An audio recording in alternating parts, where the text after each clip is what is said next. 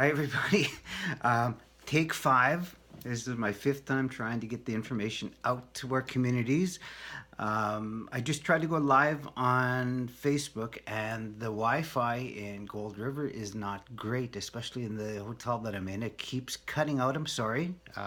The darn Wi-Fi.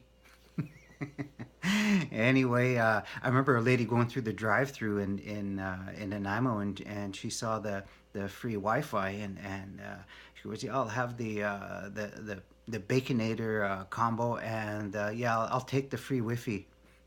They said, "No, that's Wi-Fi. That's free Wi-Fi." She goes, "Oh, okay, I'll take the free Wi-Fi then."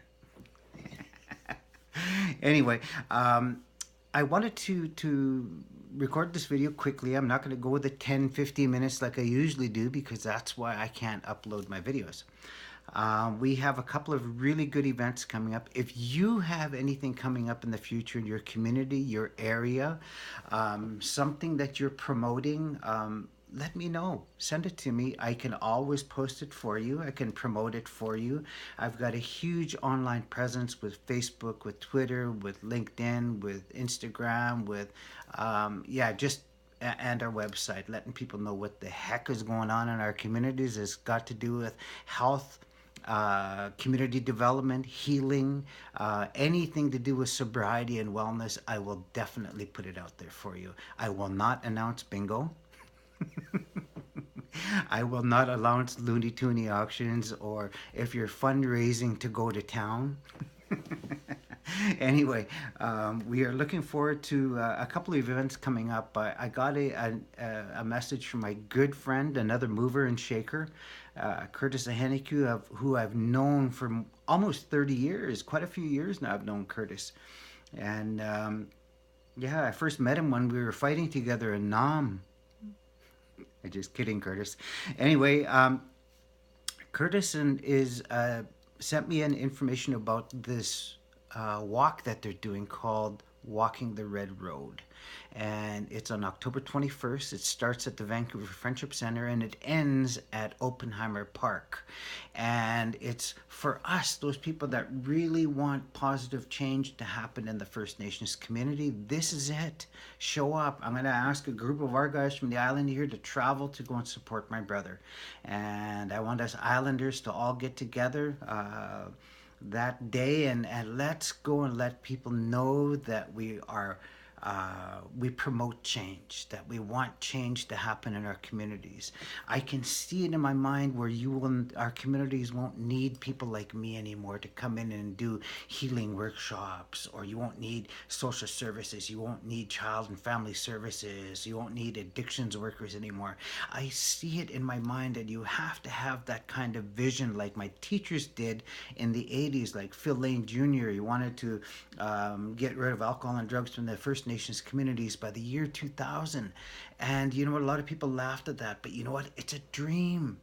And the impact that Phil Lane Jr. made, that many of us, a lot of you don't know. You probably read material or seen things that Phil Lane Jr.'s organization developed and you don't even know it. They're also movers and shakers in the healing community. And as long as we feel victimized, we give up our ability and power to change in a positive way. So I want to open by sharing something with you that I think is really important to hear as a caregiver, if you're a parent, if you have children, if you're a grandparent, or if you're an elder. You could be a social worker or probation officer or a student that really wants to do something with your life. I want to share this with you. I was at a conference many years ago and I shared this at the openings of all of my workshops and conferences I get called in to share. And I share this because this metaphor really opens your eyes to see you where you are right now, that where you are right at this moment, you've attracted by the person you become. If you're a negative, cynical person, what are you attracting in your life? You see, you can't become positive overnight. It's impossible. It took me a long time to learn how to think the way I was taught my whole life. And I fought my whole life as a kid, went through many foster homes. I grew up angry. I grew up bitter. I was a racist when I got to my teens because of the way I was treated when I was a kid, fight my way to school and fought my way back home because I'm First Nations. It was tough. But you know what? Tough times don't last, tough people do. So anyway, I was at this event. Almost 1,100 caregivers, alcohol and drug workers, CHRs, Brighter Futures, band administrators, yeah, you name it, they were there. And I said, before you guys sit down, there's a pen in front of you, and there's a piece of paper, and I want you just to take a few minutes and write down your deepest, darkest secret you've never ever told anybody before in your life, and write it on that piece of paper, fold it up, and bring it up to this white bucket on the stage and drop it in the white bucket. And some were immediately offended. They said, who the heck does this guy think he is? We don't even know who the heck he is, and he's asking me to write down my deepest secret. Forget it. I said, even if your paper is blank, make that journey from your chair, fold it up, and drop it in the white bucket. Others were just determined. Boy, they filled both sides of their papers and asked for more paper. I think there were 12 steppers. Maybe they were into workshops. And we had other people that were reluctant, but they did it anyway. And then I went on with the day. My first coffee break comes up. You know what? They could have gone out, went for a walk, go out for an addiction break, but they stuck around watching me and the bucket. And I can hear the chatter in the crowd because I intentionally stayed away from them. Did you hear what he's going to do with them? No, I didn't hear nothing. He better not read them. He better not read mine. I'll be really pissed off if he reads mine. Boy, I'll let him know. Lunch hour, they could have gone anywhere for lunch, but they chose to stay and have the buffet, keeping their eye on me. And, of course, the white bucket. Second coffee break, the same thing. At the end of the day, I said, boy, I've had a really good day today. I hope you guys did too. I'll see you guys tomorrow. Have a really good day. I turned around and I'm shuffling papers. I'm doing this and that. And I turned around, 1,100 people didn't move. I said, I told you, you can go. We'll see you guys tomorrow. And they said, there's always one brave spokesperson. He stands up. We want to know what you're going to do with that white bucket. I said, oh, the white bucket. I totally forgot about it. Totally forgot about it. I'm going to burn them. Have a good day. Turned around, I'm shuffling papers again. And all of a sudden they said, we want to see you burn them. Oh, okay. You don't trust me. Okay. Now, let's get this straight. You could be going back to your room, spending time with your friends, going out and doing something for yourself, maybe shop a little bit for some clothes for yourself. You're in the big city and doing something good for you, but one secret holds you back. Just one. And the majority of you didn't write anything down on your paper. What's holding you back? What stops you from being happy? What stops you from being a good spouse, a good wife, a good husband, a good father, a good mother, a good son, a good daughter, a good elder? I've seen elders that are just angry. And I was told that we have elders, then we have elderly. There's a big difference. So this is what we want to do, is we want to provide something that is fun for our communities. That's why we developed Awaken the Spirit, Soup and Bannock for the Soul, positive approaches to recovery and healing. And I tell people, yeah, it costs, but information costs, but it pays for itself in the long run. Our community leaders need to see your people as an investment. Invest in your people. Invest in your staff. How can a sick group of people help a community? It can't happen. They're like an anchor. They hold us back. You see, my feet got to match my mouth as a leader.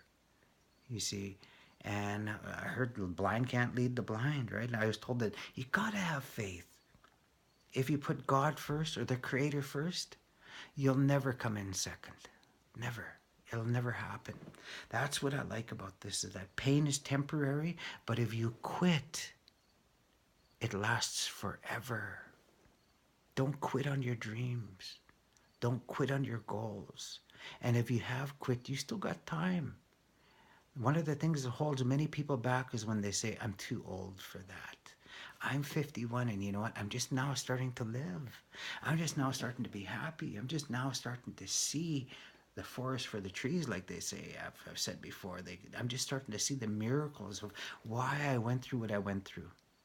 I wouldn't change a thing that I went through in my life. All the abuses that I went through as a kid, the foster homes, my parents fighting and splitting up, and I was so bitter against my community because my community didn't fight to keep us in the community. They just let us go, and I thought, oh, these people don't care about us, and I was so angry, and I was so racist when I grew older. Today, I don't carry any of that. I let the secret go. I let it go. I heard this story one time about these little monkeys. They're about that big. They're called spider monkeys. They're prize monkeys. And they're very smart and almost impossible to catch. But they figured out that these monkeys like these little peanuts, little sweet peanuts. So they put them inside a bottle and they tied a rope to the bottle. So the monkey would go and put his hand into the bottle and grab the peanut. Then the guys would come running out and he would run around with this bottle in his hand and they would catch it when all the monkey needed to do was let go. But he wouldn't. So that's what I want to share with you guys. That's what we're doing. See, I always tell her that, your future is the promise. And for every promise, there's a price to pay. I had to pay a price to be happy. I had to let go of some old friends that were holding me back. I had to quit doing drugs and alcohol. I had to quit hanging out with negative people. See, motivation is simple. You eliminate those who aren't motivated. Surround yourself with good people. So October 21st, we got this Walking the Red Road coming up in Vancouver. I'm coming. I want to support my brother. And remember that, oh, by the way, we're having our Awaken the Spirit Soup and Bannock for the Soul coming to Nanaimo the first or the second week of December. I will be finalizing the facility when I get back to Nanaimo this week. So I'm happy for that. Looking forward to inviting you to come see us in Nanaimo. And just leave your troubles behind and come and have some fun in recovery for 3 days. Because if you laugh, you last. I sure hate to die miserable. Be in my coffin with a grumpy face. I want people to know that I gave all that I got while I was here. So I just wanted to share that with you. In closing, if there's no enemy within, the enemy outside can do you no harm. Those people out there that are negative won't even faze you. You'll make it. We were born for it. It's not something you find. You've got it already. So I look forward to meeting all of you. Gold River, I'm here. We start again tomorrow. Looking forward to impacting the community. You know anybody in Gold River, let them know if you've been to our workshop that they're a lot of fun. I don't want people to go to workshop. Workshop? Oh no. Heavy one? It's not. It's fun. Have a great day. And remember, we're all spirit having a human experience. And we're all here to walk each other home, even if it's for a short ways. Have a really good day. And if you're happy, tell your face.